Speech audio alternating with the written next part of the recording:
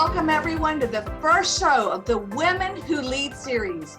This is our inaugural episode of what I hope to be one of many more. And I want to use the word Zoom because we are on Zoom as a metaphor, because I want the world to zoom in on more women leaders. Today's series, which I call the Trailblazers, captures the essence of who a trailblazer is.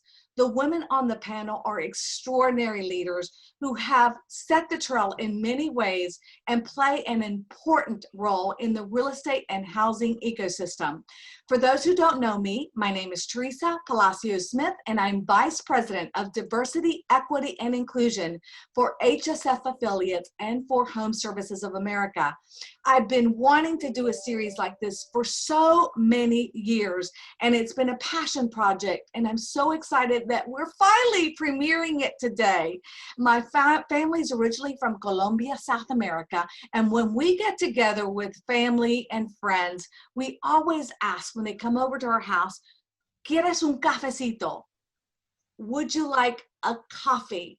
So today, I want you to join me con un cafecito with three influential women who've inspired me in more ways than I can ever say, and I know they're going to inspire you as well.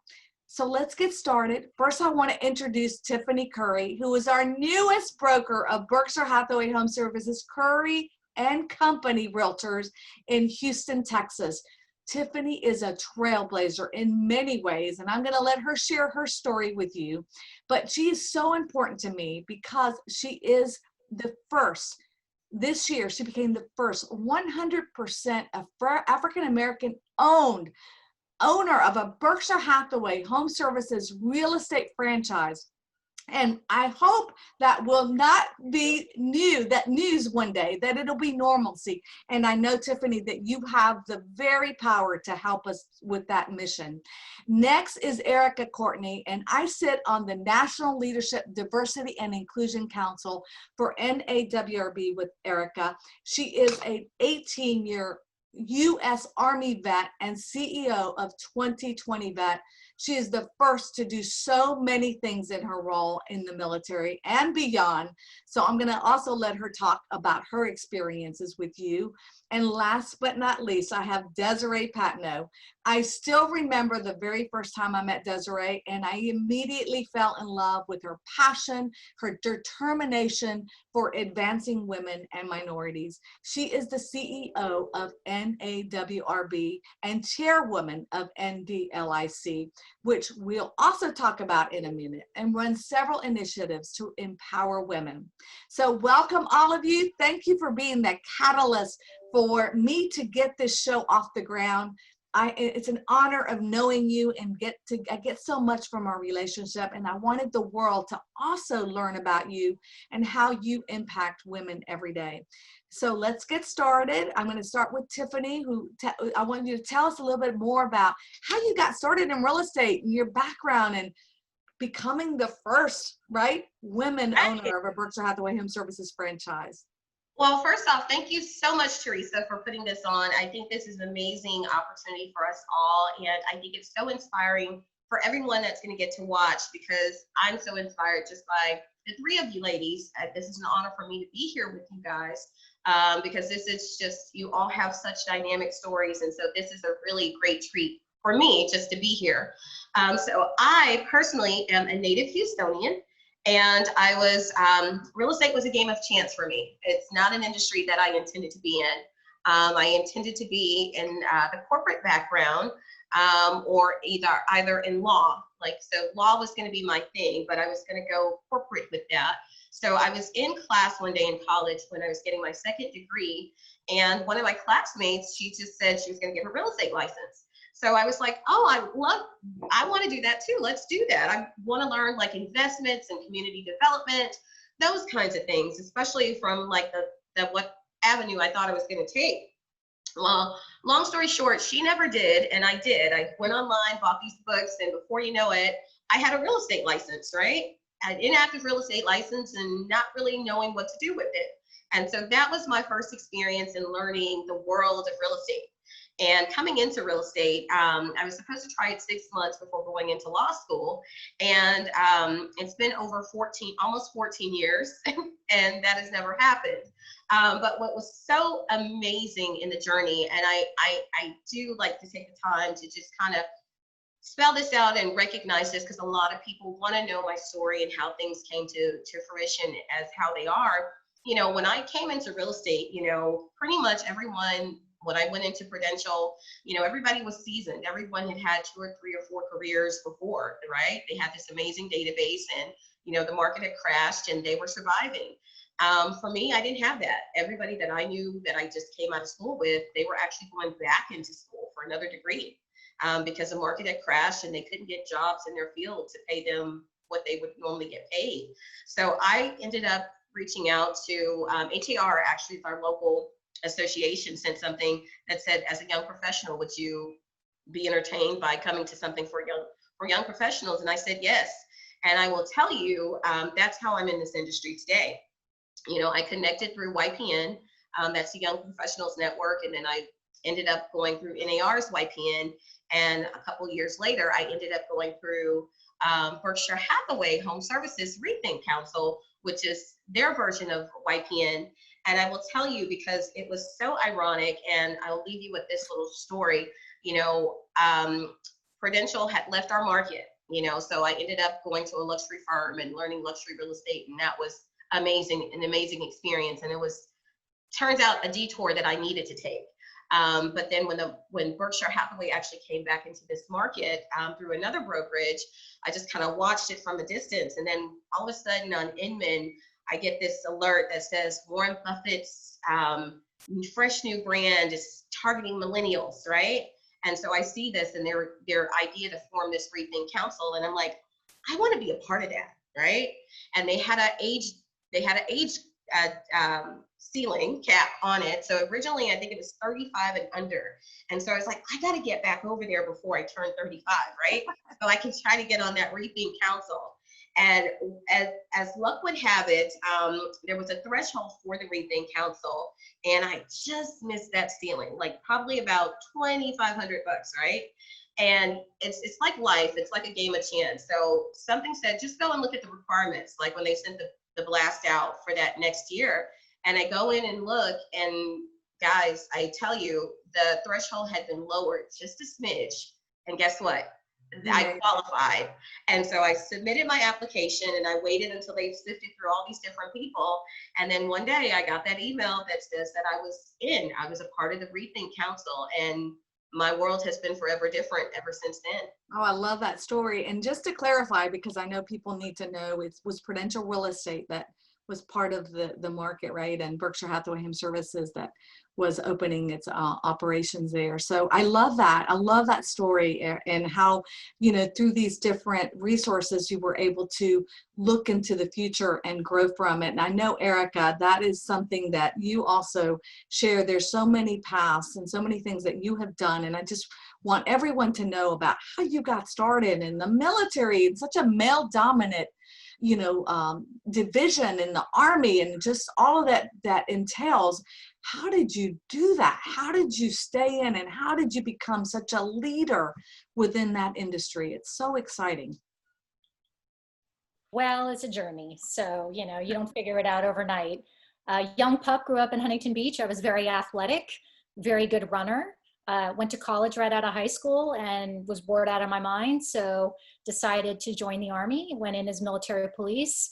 And, you know, my running skills and athletic prowess, you know, took me far pretty early. I can keep up with the men and often beat them, which was kind of shocking to them. So after 3.5 years, decided if I'm going to stay in the military, I want to be an officer, which required me to finish college. So they let me out. Paid for the remaining 3 years of school, graduated #1 in my class as the battalion commander, and chose aviation as my branch. And at the time, they had just opened it up to the Aero Scout mission, which was, again, the last airframe to allow women to fly in any service. And I immediately looked into what they did, which was a lot of going forward, scouting, reporting information so people can make good decisions in the rear. And I was like, scout through and through, sign me up, love it. And so, throughout my journey, of course, there was a lot of conscious and unconscious bias when I was new in a very male-dominated, less than 1% field. But again, I learned early that that's their problem, not my problem. I'm here to do a job, and I'm here to keep you safe, and I'm here to keep you trained. So that carried me far in life. I went to some of the most deployable units, 10th Mountain Division, was a paratrooper at the 82nd, first woman to graduate the Advanced Cavalry Armor School, which at the time armor was closed to women, but I fought and got in. And then I ended up having 2 baby boys, and it just became a little too much. I realized that, maybe I am not immortal, decided to get out, worked corporate, didn't like it, and then decided to start my own business because as a senior staff officer, I did everything logistics, contracts, and budget. So I was very used to dealing with buyers, and now I was teaching people how to get to the person I used to be. And then in 2005, decided to get out after multiple deployments, and basically, had a 7-year transition where, we can talk about this later, but having to kind of figure out who I was on the outside after leaving the military. And I always owned my femininity, but it took me years to kind of figure out how to own vulnerability, because you have to lose that and you have to be tough and you can't give off signals. So it inspired me to help other veterans, eventually more women veterans, to tell their story and to recognize the journey we have to go through that's different than our male counterparts, which is learning what society thinks feminine is. And anyway, I joined in 2013 again as a reservist, taught cadets because they had just lifted the law for women to serve in all combat roles. One thing led to another. I was at the Pentagon, which I'm at now on the Joint Staff, ending up working on a United Nations Security Council Resolution 1325, which is women, peace, and security. 82 nations have a plan, but they didn't go as far as what we call an implementation and strategy. And we are the first nation, actually it was signed last week, to have a national policy that includes USAID, Department of Homeland Security. And we're announcing it here, right? And Department of State and DOD, who all have equities in women, peace, and security, which essentially means that we're implementing a gender perspective in all of our training, all of our policy, everything that we do. We're looking at how do we interact with local populace? How do we get women to the table, at least 1/3, to really make sure that peace treaties last 3 times as long, to make sure that we can stabilize communities quicker, to make sure we're looking internally at our own forces. So I've been really proud to be part of that. Also, I'm a commissioner for California representing 20 million women and girls. So through my journey, I've learned to recognize that, I was afraid to work with women when I got out, but over time, I have embraced it. Working with strong, confident women, we literally can change the world, and I really believe that.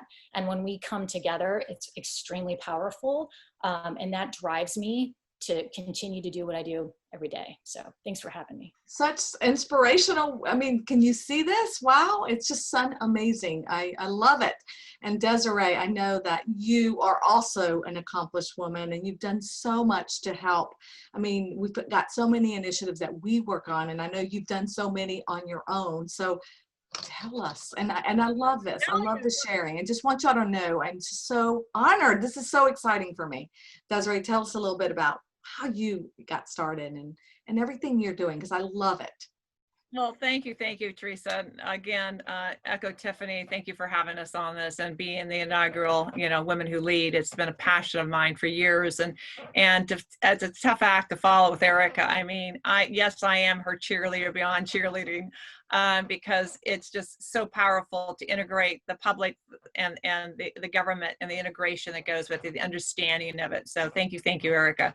And so my story is a little different. I grew up in Ventura County. I'm a native Californian. I currently reside in Irvine for the last 27 years. And my background is that no is never in my vocabulary. So when I was young, no is never in my vocabulary.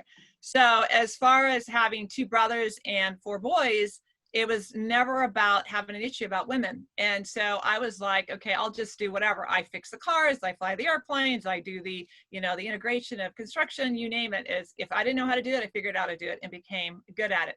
And so as I grew up, I became the, you know, if I didn't like something, I excelled at it, I got out of it, and I said, okay, we'll do something else. And so what happened is I was the only girl that played water polo in 1971. It's now Olympic sport. And so I played with all guys. You can imagine water polo is a very physical sport. And so all the feely touchy that goes underneath, you know, you touch me, okay, great. So moving forward is that I came into my own that I'm like, okay, real estate. Oh my gosh, I could be an iTech person and do IT person. I was iTech good and do just nothing but technology. And it was so boring for me because it was behind the scenes. You didn't get to see the people and be who the people. So real estate, I saw all these beautiful women driving these fancy cars and fancy jewelry and got to go talk in front of everyone. I said, I want to be like them. So I gave up this job in corporate America, and they said, you're going to go be a used car salesman and be in real estate. And it was really degrading on how they put me down time and time again, and how, you know, you're wasting your time and wasting your career. I would never have chosen a different path right now based on the fact that I get to see so much and get to see life. And it led me to where I'm now, to where not only am I consulting, advising, and shaping social impact, but the career path that I've taken on selling real estate, owning my own company, being involved in real estate for the past 30 years, it's led me to a position now that the experiences I had as a child, the experiences of being one of the number of agricultural communities in the United States, Ventura County. Fun fact, $652 million is sold as strawberries every year. Could you imagine $652 million of strawberries? So A lot of Latinos do that work. that's very true in Ventura County. And so what happened is that I was able to have a visionary of what's going down, how things are going. And now if you think about the pandemic, the civil unrest, the environment, how the integration of the different industries. And so Energy became wealth is by having options. And by integrating real estate and all the things that go around it, it's going to keep everyone to be sustainable, have a better quality of life. Think about our impact. And so that's really about who I become is that to leverage the resources to help us be better at who we are, what we are, and to have a seat at the table, no matter if we're a woman, minority, LBG, doesn't matter, because we all have a voice and we need to hear that voice. So storytelling, the narrative is what I'm all about. So thank you very much again for having me. I'm so honored to be here. And absolutely. And you brought up something that I think, you know, that it's all on everyone's mind. And that is two things, right? How do we lead? And I know, you know, Tiffany and the business you're in and Eric, we've talked about this, Desiree, because we've had to cancel conferences. We've had to change everything that we do the last 3 months. And we were together March, less than 3 months ago, Tiffany and I were together at the Berkshire Hathaway Home Services conference, Live It, in Nashville, Tennessee, which we went on and held because Nashville had been hit by a hurricane and by a tornado. And so we wanted to be there and support the city. And since then, we came back to, you know, what's happened in the country with COVID. And so and I know, Erica, you have a specific story about COVID because you actually got it. So let's talk about that. How do we lead? How do we, you know, shelter in place? What has happened, you know, for us as women? Because I personally feel like I'm working more hours than I ever have. I still have my family responsibilities. A lot of mothers and women are dealing with that, along with working and coordinating and sheltering and all that. So, and I know our real estate industry is going to be affected a little bit because people are rethinking, right? How is a home going to be set up? Is the future going to be the same for where we live? Tiffany, I'm going to start off with you and then, you know, Desiree and then Erica, so we can kind of, what are your thoughts? Tell us what has been happening? What are your leadership? Well, I think this is a time that I feel like this is a time that leaders are going to shine, because an effective leader is always going to do the right thing for the team or for the organization that they're leading. And it's an interesting time because you still have to make business decisions, even though we're going through a pandemic. And, you know, for me as a broker owner, you know, I have agents. And so my priority in addition to the company, are those agents. And so it's a different shift because you have people who are going through all types of chaos behind the scenes, right? So like, even though they're in real estate, they're self-employed, right? So they wake up unemployed every day. But also their spouses at home. So you're starting to see some people who are worried about losing their jobs or getting furloughed, right? That have the regular 9-to-5s, that's their security blankets. And so in this changing time, what we're doing is we're staying connected. You have to stay connected and in tune with people. So, you know, it's crazy, but like with my agents, you know, in addition to the trainings and things like that, we realized they needed more hands-on, you know what I mean? And so now I find myself having weekly conversations with 8 individual agents and just seeing how they are doing, checking in and saying, you know, how can we help? Because I think that's really important. You know, we have some people that are pretty much aloof and on their own, and they really don't want to be bothered, and that's fine. But then you do have some of those who you do need to put hands on. You do need to have a little extra hand holding and have these conversations with, because it's a different time. Leading in any time is a challenge, because anytime you are working with other people, you know, there's so many dynamics to it. There's so many things that are going on behind the scenes with those people individually. So I think even though we are in a pandemic, I think for us here in real estate, it's still been very smooth. Our biggest thing is that what we have learned and what we've educated the agents on is relationships. This is the time to be talking to people. This is a time people need to be talked to, because people are afraid. They're scared. They don't have any idea when this is going to be over. They don't know if this is going to impact them. And I mean, even for like with Erica, you know, we have not had it here yet with any of our agents, knock on wood, but you know, they are uncertain if they're going to catch the COVID, or if somebody that they care about, or their parents or their family, or people that in their family that are high risk. So you have all these underlying things that are going on. And I think right now, this is a time for us to be strong and efficient, and insightful. So like for me, with my company in general, we're paying very close attention to people. We're paying very close attention to the company, because this is also a time where we're seeing, you know, daily in Texas, you know, yesterday we had a spike, our highest spike ever. 5,000 new cases of COVID were exposed yesterday in the state of Texas. That's a huge number. And, you know, so we have a lot of businesses that have been in business for a long time, and we're seeing them go under. They're already saying, you know, they're not going to recover past COVID-19. You know, a lot of them are shutting their doors now. So, you know, for me and from my standpoint, as a leader, my job is simple. You know, I have to take care of the people that we have, and I have to make sure that I take care of the company, because that's our security blanket. And so in these changing times, I think we have to be efficient and we have to be effective. And the most important thing is we have to sustain. That's the big word I would say for today, is sustainability, because that's a big deal right now, because a lot of people and a lot of companies are not going to make it past this. And so that's going to be the main thing, is to be able to be here when this is all over. And Tiffany, you lead with a heart, which I think is something that all of us do, right? It's not just about employees. It's people that we love, we care about, you know, we take their personal success, to a whole different level. And Desiree, that's something you talk about, that on ROI, it's leading with a heart. And so tell me about how you've been able to, having to decide, do I hold a conference that I have held every year? Do I move forward? You know, in California, you guys had a really difficult time as well. So tell me about your experiences. Well, thank you. Yeah. Here in California, you know, we also have a huge spike like you are in Texas, Tiffany.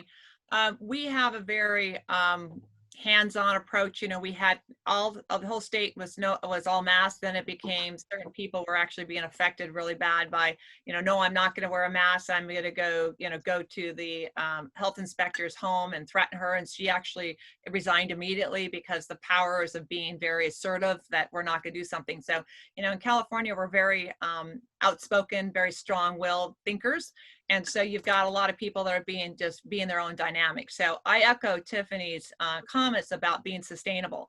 But I also think it's very important as leaders that we really need to listen. We hear, we hear, we see money being thrown out there to support, let's say, D&I. We see that, I'm going to do something. Yet at the same time, we don't see action. That's one of the reasons we see that's going on right now. And so you can throw money out there, you can throw advertising out there, but real sustainability has to come from action, has to come follow through. And if you take a very snapshot of the quality of life, everyone's quality of life has been affected, good, bad, and different. And if we don't address the entire employees, like for Tiffany, from the narrative, because if we don't have good, non-politically charged, because all of us are our own DNA, all of us have our own beliefs. There's no way within your internal families, with your internal companies, within your internal sphere of influence of your friends, are you all going to agree on every subject? So to keep that harmony, to keep that attentiveness, that we're so quick to react. We want to see the news before the news even happens. So we want to create our own news, right? Like the old James Bond movie, that I'm going to produce the news and I'm going to write the news before the news even happens.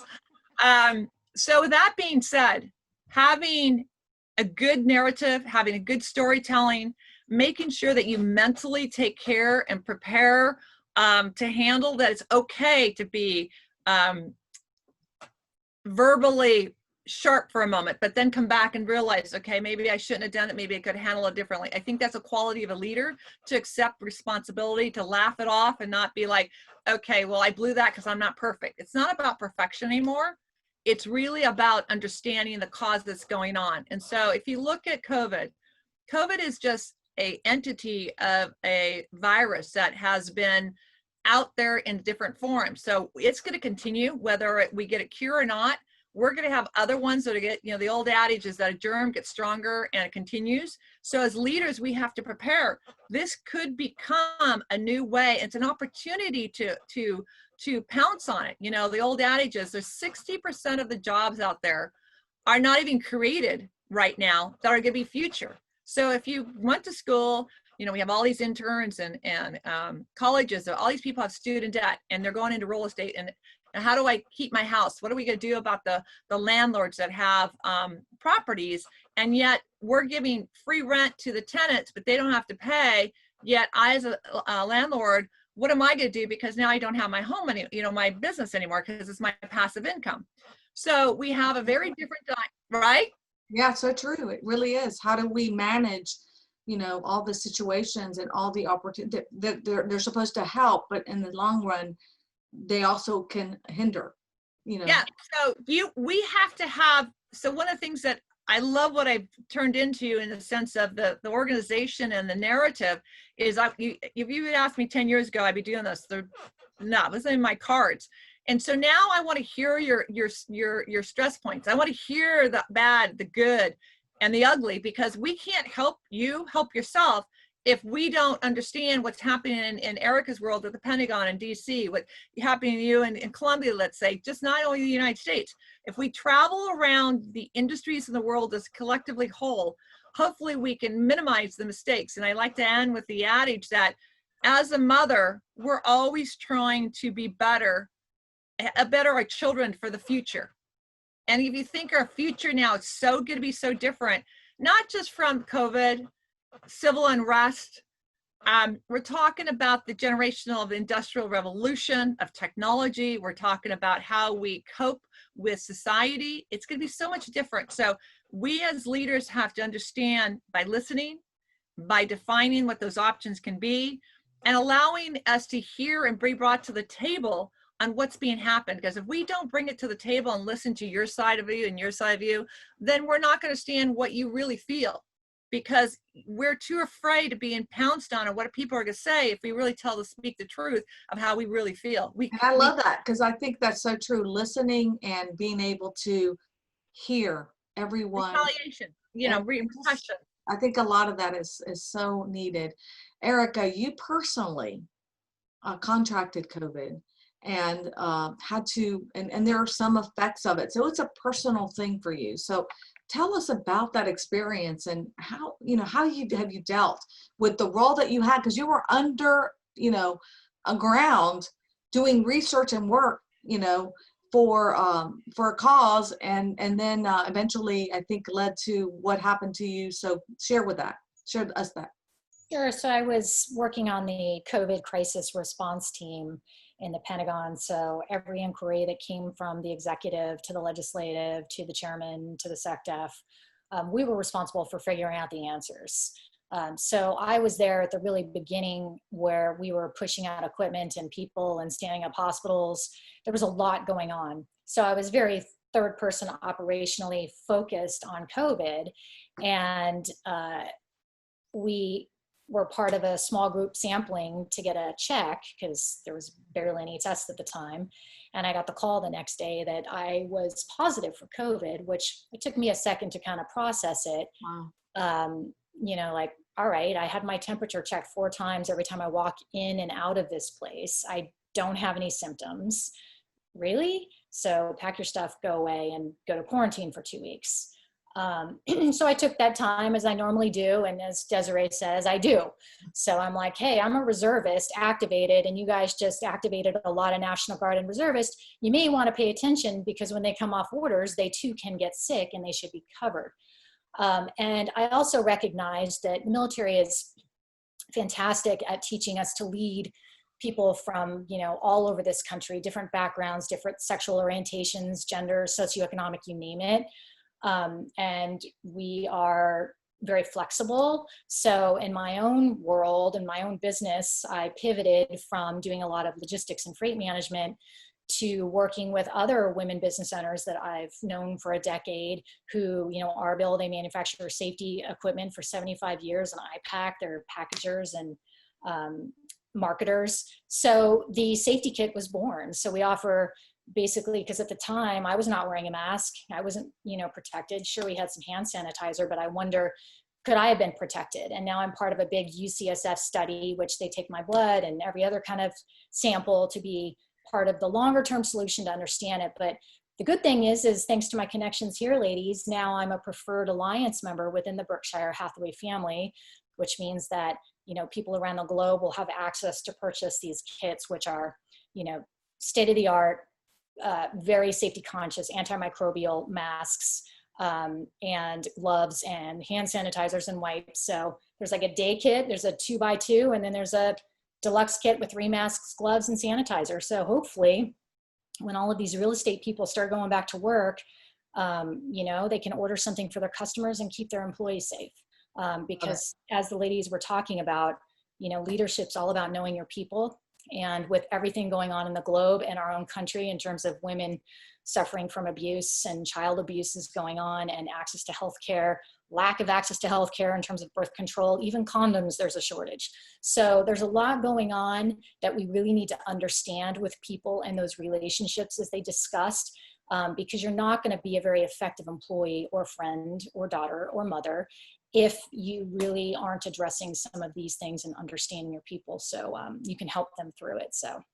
And I couldn't agree with you more. And I think the fact that this led to an opportunity because you saw a need. And, you know, when you were talking about this, remember there was a shortage even of gloves and of masks, you know, so that was, you know, in effect, why a lot of people did not have the resources available to them.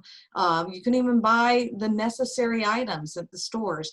I know we all do our own branding and social media, and we're going to do a couple more questions if you can just do about a minute, and then we'll, you know, wrap up, because I think it's important for people to understand, you know, how social media branding, crisis management, all of that plays an important role in today and what we're doing. And what do you guys share? Anybody wants to jump in on that? I know Desiree, you talked about it as well, and how important that is for us to have somebody helping us, or to do it, or to work with it, so that we're positive the entire time. Because again, one mistake can really tarnish your reputation.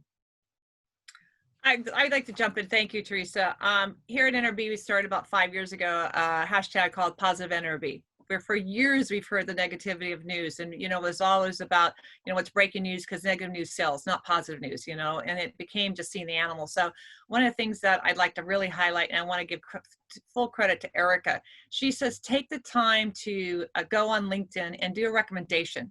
If you go into LinkedIn and do a recommendation of a person that you're working with that you love, that's bringing it out in the open that you are endorsing that person to making sure that they understand the connectivity. Because obviously LinkedIn is the biggest platform that's out there because there's so many ways of communicating with other.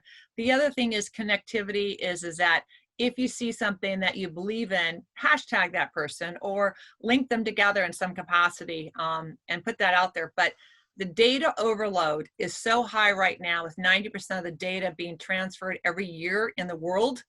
And that information is that by having us women who lead that are really inspiring, that you believe the missions are aligned and connecting their source of what they're doing will make that big difference. So narrative storytelling is huge in the social media space.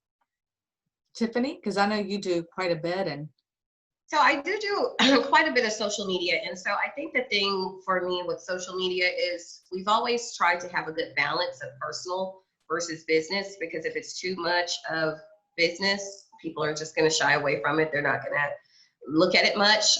So my sister does handle a lot of our social media for our company, and that's worked really well. And basically what we've done is we've built the focus around real estate and our agents. We've done that a huge amount because a lot of times in a lot of companies, you know, it's all about the company. It's not about the agents. And so it just gives them a different sense of pride. And we see that they work so much harder for us and for themselves when they feel like they're getting that recognition. And so, you know, as you mentioned, I do have a really good social media following. And so our agents, they automatically benefit from that. And so that's been interesting. But I think for us we've used and leveraged social media mainly to control the narrative in our marketplace, because right now people are wondering, is now a good time to sell my house? Is now a good time to buy my house? It's COVID-19 is happening. Nobody's moving. Well, that's not true. Like our people are the busiest that they have been since they've been here, since the first of the year. So this month we have more pending sales for this month than any other month since we've been up, and that's with adjustments. So that's a big deal. But it's not effective unless you let people know that. So it's great that it's happening, but when we're putting that out on the social media and in the outlets, it's encouraging the agents, because they are seeing themselves, to take those images and that data and share it on their network with their people. And so now people are calling them and saying, oh, hey, I see you're selling all these houses. Like, are people really doing that right now? People are moving. And they're like, yeah, you know, now's a great time to move. If you don't, you know, and prices are even thinking, you know, in our area, they're thinking that prices will go up towards the end of the summer.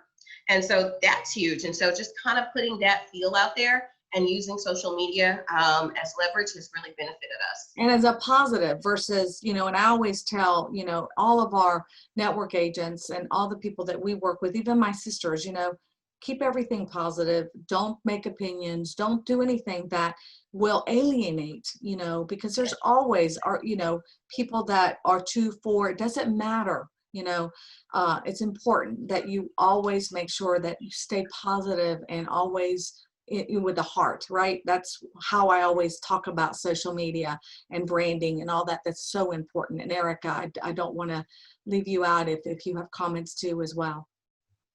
You're good. All right. So one thing that I do want to, before we wrap up, is I know that we all have scenarios where we personally have had challenges as women. You know, is there anything you want to share? Like, what has been the biggest challenge that you have? Erica, you mentioned one thing that touched me too, because it's happened to me before. You were a mother and you had to decide whether you leave the military or stay in, because you had 2 small children, and that would affect the course of your life, the path that you would take. Not all men do that. It's not always something that men in general have to even worry about. And I say that because it is so true, you know, in general. And again, I just want to make sure that that is voiced. Anything else? Because I know you had challenges in the military you had to come up with, and Desiree and Tiffany as well. You know, what are some of the obstacles that we can share that we face, and how did we overcome them so that we can send that to another women of generation that may be also feeling the same? I can jump in. I would just say what's really important is integrity and authenticity. if you try to behave in a way that you think leadership should look like, or you try to act like, in my case, the men that, I was charged to lead, they will eat you alive. So that may take a while as a woman. I mean, in your 20s, you're sort of figuring out who you are. In your 30s, you're really honing it in. And in your 40s, you're hopefully willing to give back. Because you know who you are, and you want the women behind you to learn those lessons, that just be yourself. Don't try to be like somebody else. And that leadership will have to be flexible based on different groups. One style, one size fits all isn't going to work for something over here. So, be willing to listen to people. That got me very far. People who've been around, I just shut up, listen, let them mentor me. And now I have the privilege of being able to do that. So just be authentic and never lose your integrity. Great advice. I love that. I love it. Tiffany or Desiree? Do you want to have, I'll jump in. I think one of the biggest things, takeaways that I'll always leave women with is that, as a woman in business and as women in business, we still have to treat one another how we want to be treated. And I think that is so important, because a lot of times, oftentimes, women have much more respect for men than they do women in leadership.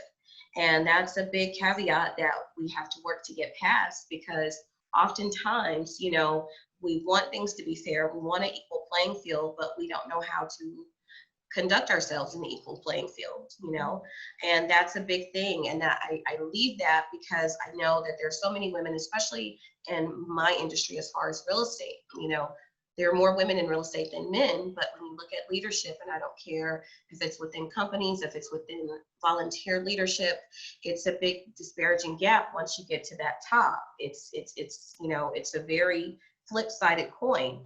And so I what I will say is, in order for that to change and for us to evolve as women, we have to be receptive and appreciative of one another. We have to listen more. We have to recognize our differences and those hurdles that prevent us from respecting a woman in the same capacity that we respect a man. And so I think that's something that we have to stop and think. And that's all of us. That's not just some of us. That's all of us that have to stop and reevaluate our mentality. And it's not that we're doing something wrong, even though it is not right. It's just that that's become a norm. That's what we're used to. We're not used to seeing people or people of our same gender in certain roles. And so we don't know how to react to it. So I think that's the big takeaway that I would leave, that women going forward, in order for not just business to be more successful, but the world to evolve at a different point. Even in the United States of America, we've never had a woman president. And you can't tell me, out of all these years and all this lifetime, there's never been a qualified woman to be president, whether it was in the 50s, the 60s, the 70s, or whenever. That's something that we really have to stop and think about. And it's very wise words. And I think, we've talked about this before, that sometimes women, we're our worst enemies with each other. We don't always, promote each other or, hold each other up because we feel some sort of, I don't know, that's going to make me less competent. So I love that. And I love that you shared that, because I think women need to understand that we all need to support each other and lift each other up, right? And Desiree, you do that so well. And I do want you to touch on one thing, because I really think it's very important. You do a beautiful magazine and a report every year that provides, all of us with information of what's happening in the different industries where women are making an impact. Just touch on that before we leave, because I think that's really important as well. Thank you. And it's really amazing that Tiffany and you, what you hit on, Teresa, is about the women not supporting other women. That is really why, when I was, a fun fact real quick is that when I was young, I didn't have any girlfriends. They were all guys. I got along with the guys exceptionally well. The guys accepted me. I was a tomboy. I did everything. That's why I was not even a thought process of being not accepted as a woman. And yet here I'm trying to help combat the very issue that women are the worst enemies to other women, that we're not supporting each other, we're not leveraging each other, we're not helping each other.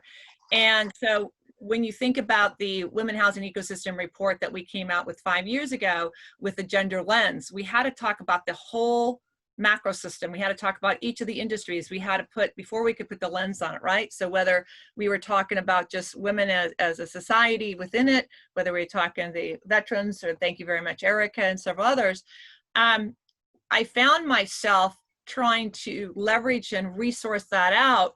That it was like, okay, how are we going to get better if we're not supporting each other? We're not being combative of each other, especially whether it be real estate, whether it be tech or whatever, that we're saying, hey, thank you.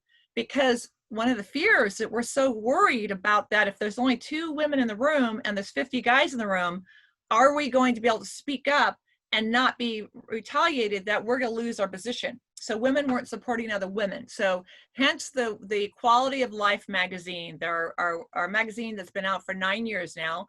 It's the NRB magazine. It's internationally read. It's in 65 different countries right now. It's both digitally and print. And we dedicated the last issue to the entire COVID piece about the quality of life, how it's impacted it.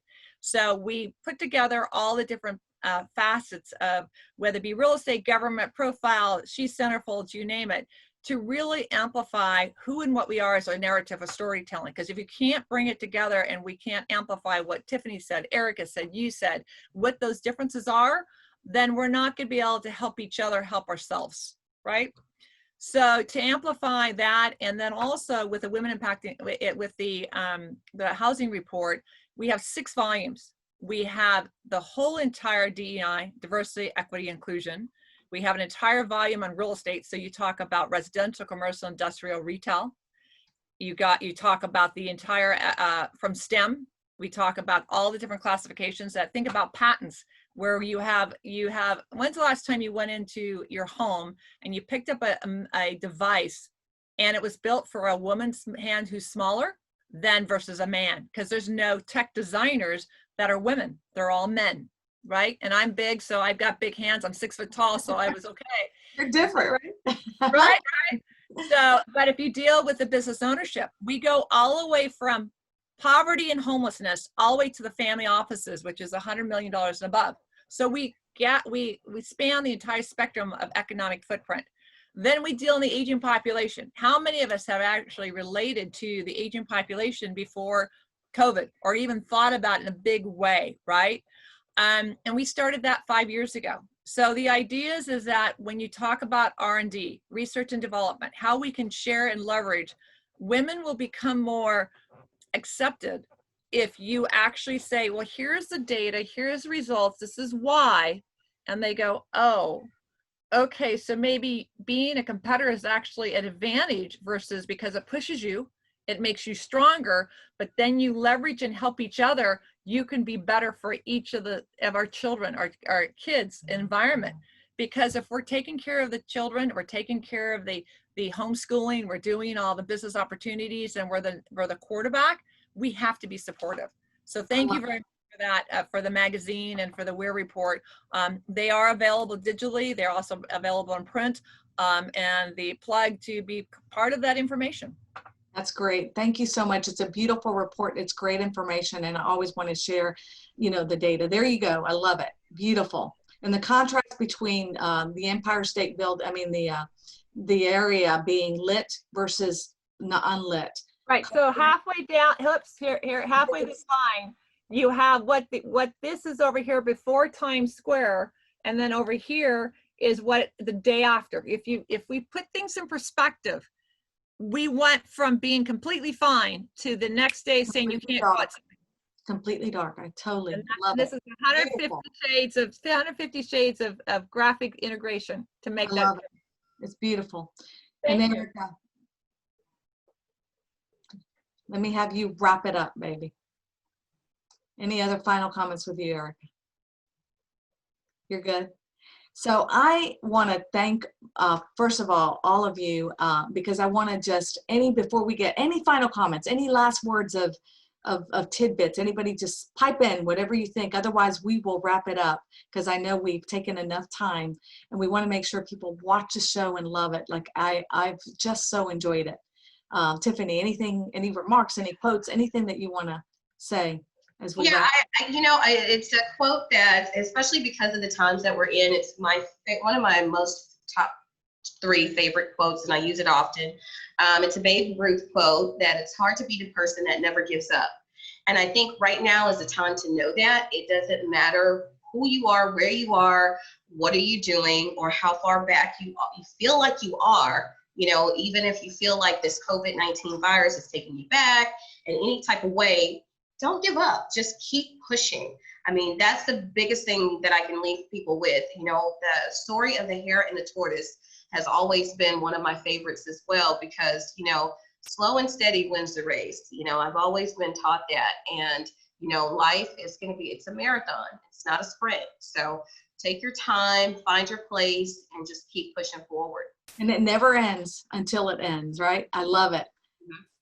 So I'd like to add a shameless plug about the NDLC 10 Women Leadership Principles. This is a Women Who Leads and series. And the 10 Women Leadership Principles, I really believe, could be substituted for no matter what. You could take the word woman out there and put any different place in that. And each one of those, and Erica, you did the Trailblazer, and Teresa, you did Keep Achieving or Believe, and then I did Listen. And the idea is that those 10 principles, I believe that if we all took a principle and took it to the next level, then we as a society would be better, because they were curated out of 10 different industries, different personalities, and different expertise.